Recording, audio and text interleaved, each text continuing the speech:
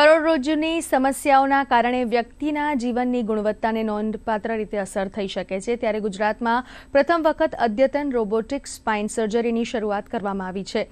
સ્તવ્ય spine hospital દ્વારા robotic spine સર્જરીની જાગૃતતા માટે ખાસ પત્રકાર પરિષદનું આયોજન કરવામાં આવ્યું હતું, જેમાં દર્દીઓને પરંપરાગત શસ્ત્રક્રિયા પદ્ધતિઓ કરતાં વધુ સુરક્ષિત, વધુ ચોક્કસ અને ન્યૂનતમ આક્રમક વિકલ્પ રોબોટિક સ્પાઇન સર્જરી પ્રદાન કરે છે તેમ જણાવવામાં આવ્યું હતું.